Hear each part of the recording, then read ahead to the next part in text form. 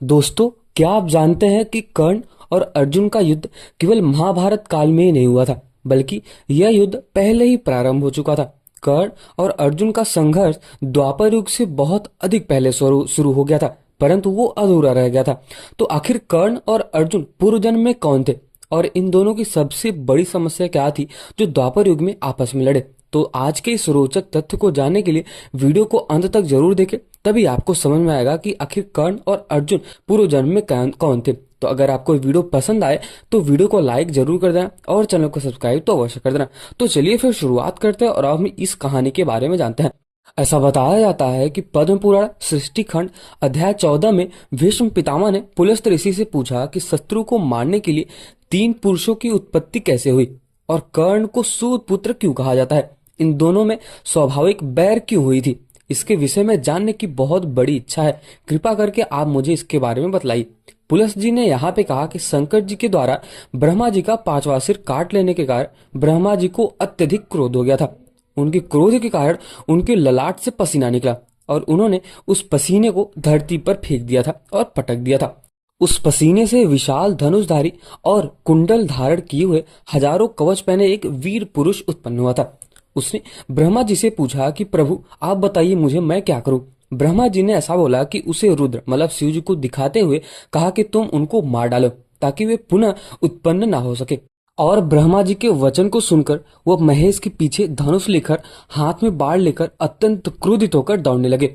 उस अत्यंत भयंकर मनुष्य को देखकर रुद्र भयभीत हो गए और वहां से शीघ्र ही चले गए और भगवान विष्णु के आश्रम में पहुंच गए। अब बोलते हैं कि हे विष्णु, इस मनुष्य से मेरी रक्षा कीजिए। यह म्लेच्छा रूपी भयंकर पापी ब्रह्मा जी द्वारा उत्पन्न किया गया है। हे जगत के स्वामी, ऐसा कार्य कीजिए कि यह क्रोधित मनुष्य मुझे मार न सके। अब ऐसा सुनते ही विष्णु जी ने उस मनुष्य को भ्रमित कर दिया और उसके साथ ही साथ शिव जी को छुपा दिया। अब यहाँ पर विष्णु जी ने कहा कि हे रुद्र, तुम मेरे पौत्र हो, बताओ मैं तुम्हारी कौन सी इच्छा पूरी करूं।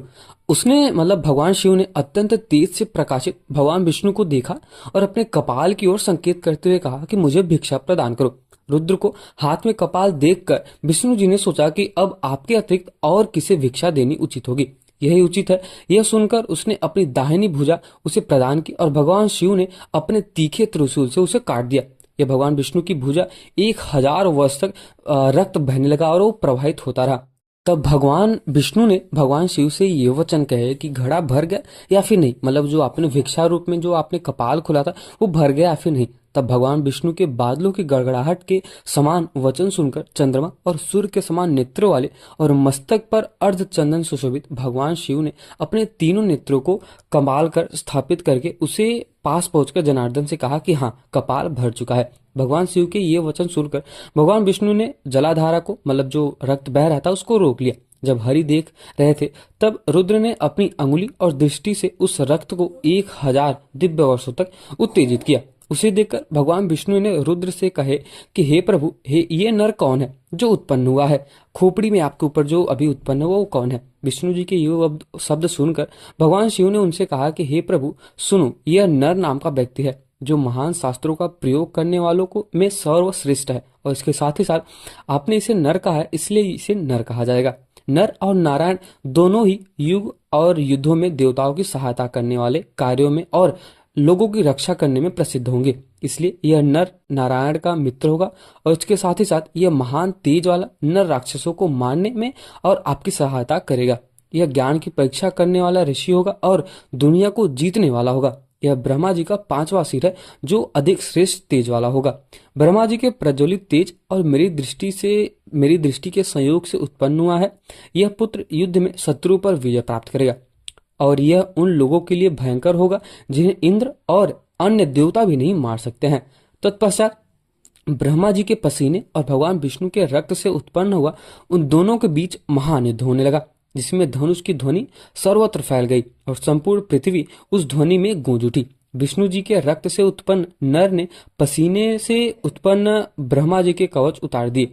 अब ऐसा कहा जाता है कि हे राजन, यहाँ पे बोलते हैं कि हे राजन, इस प्रकार युद्ध में दोनों का मिलन और युद्ध होते होते कुछ दिव्य वर्ष बीत गए, लगभग 1000 वर्ष बीत गए थे। वहां पर विष्णु जी के रुधिर से उत्पन्न हुए त्रिभुज की ओर और ब्रह्मा जी के पसीने से उत्पन्न हुए त्रिभुज को इस प्रकार एक दूसरे से मिलते देखकर भगवान विष्णु ने विचार किया और उनसे ऐसा कहा कि ब्रह्मा जी के महान धाम में चले गए। विष्णु जी ने भयभीत होकर ब्रह्मा जी से ये शब्द कहे कि हे ब्रह्मा, आज आपके पसीने से उत्पन्न हुआ पुरुष मेरे रक्त से उत्पन्न हुआ पुरुष द्वारा नीचे गिरा दिया गया है। यह सुनकर ब्रह्मा जी दुखी होकर मधुसूदन से बोलते हैं, मतलब विष्णु जी से बोलते हैं कि हे हरि, मेरे इस आदमी को, मेरे इस वीर पुरुष को इस अस्तित्व में जीवित रहने दो। विष्णु जी यहाँ पे प्रसन्न होकर बोलते हैं कि ठीक है, ऐसा ही होगा। युद्ध स्थल पर जाकर उन दोनों को रोकते हुए उन्होंने कहा कि कलयुग और द्वापर के बीच समय में तुम्हारे अगले जन्म में जब महान युद्ध होगा तो तुम दोनों को युद्ध के लिए एकत्र करूंगा। विष्णु जी ने लोकपति तथा देवराज इंद्र, मतलब सूर्यदेव और देवराज इंद्र को बुलाकर उनसे कहा कि मेरी आज्ञा से इन दोनों को सज्जनों की रक्षा करो और आप दोनों मिलकर इनकी रक्षा करना। तब यहाँ पे सूर्यदेव यह ब्रह्मा जी के पसीने से उत्पन्न हुआ देवताओं की सफलता के लिए द्वापर युग के अंत में तुम्हारे अंश के स्वरूप में पृथ्वी पर अवतरित होगा। यदुओं के कुल में बहुत पराक्रमी शूर उत्पन्न होंगे। उसकी महामहिमा पुत्री प्रथा जो पृथ्वी पर अप्रतिम सुंदर है, देवताओं की सफलता के लिए जन्म लेगी और दुर्वासा उसे वरदान प्राप्त करेंगे तथा मंत्रों का समूह प्रदान करेंगे। जब वह मंत्र से जिस भी देवता का आह्वान करेगी तो उस मंत्र के द्वारा एक पुत्र प्राप्त होगा। हे प्रभु, वह कुंती के गर्भ में देवताओं की सफलता के लिए अविवाहित स्त्री के पुत्र के रूप में जन्म लेगा। सूर्यदेव ने कहा कि ठीक है, ऐसा कहकर आगे बढ़ गए और मैं इस कन्या से एक पुत्र उत्पन्न करूंगा जो अपने बल पर बहुत ही अधिक गर्व करेगा और सभी लोग उसे कर्ण के नाम से संबोधित करेंगे। हे विष्णु जी, मेरी कृपा से संसार में उसके पास ऐसी कोई भी शुद्धात्मा वस्तु नहीं बचेगी जो ब्राह्मणों को न दी गई हो। जब सूर्यदेव अंत ध्यान हो गए तो प्रसन्नता पूर्वक विष्णु जी ने इंद्र से कहा कि हे इंद्र, यह नर मेरी कृपा से मेरे रक्त से उत्पन्न हुआ है और मेरा ही अंश है। इसे द्वापर युग के अंत में आप पृथ्वी पर रखेंगे। तो यहाँ पे बोलते हैं कि हे शक, आपको नर को कुंती के समक्ष प्रस्तुत करना चाहिए जो आपसे प्रार्थना करेगी।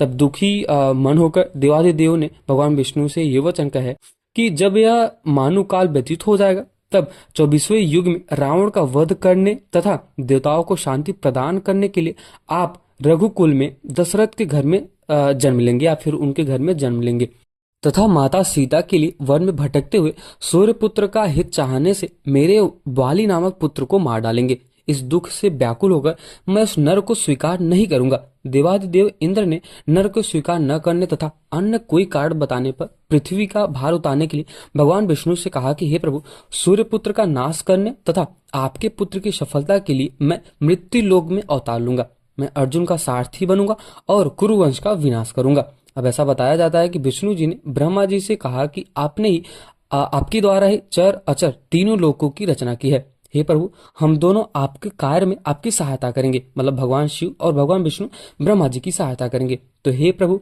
आप यह नहीं जानते कि आपने सृष्टि की रचना करके उसका विनाश किया है और इसके साथ ही साथ इस शंभु को मारने की इच्छा से आपने निंदनीय कार्य किए है। भगवान शिव के प्रति क्रोध के कारण आपने मनुष्य की रचना की है। तो इस प्रकार इस पाप से मुक्ति पाने के लिए आप महान प्रायश्चित करेंगे।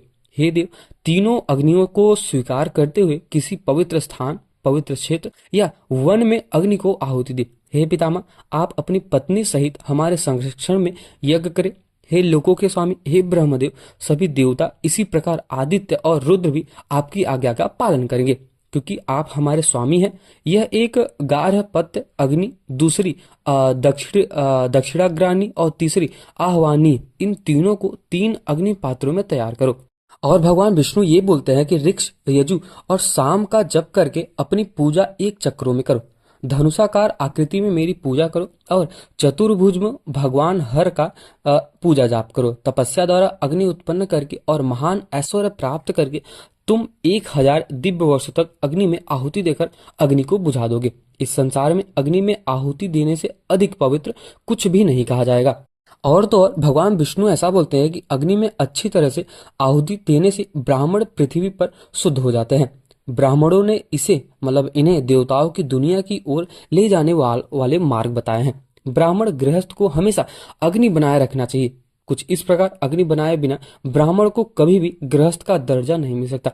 तो कुछ इस प्रकार मैंने आप सभी को बताया कि कर्ण और अर्जुन का जन्म कैसे हुआ, और ये खाली द्वापर युग में नहीं था, ये बल्कि कई युगों युगों तक चलता आ रहा है। तो अगर आपको ये वीडियो पसंद आया तो वीडियो को लाइक जरूर कर देना और चैनल को सब्सक्राइब तो अवश्य कर देना। मिलते हैं किसी और वीडियो में, तब तक के लिए अगर अगर आप भगवान शिव के भक्त हो, अगर आप भगवान विष्णु के भक्त हो, तो एक बार ओम नमः शिवाय और जय श्री विष्णु तो जरूर लिखे जाना। मिलते हैं किसी और वीडियो में।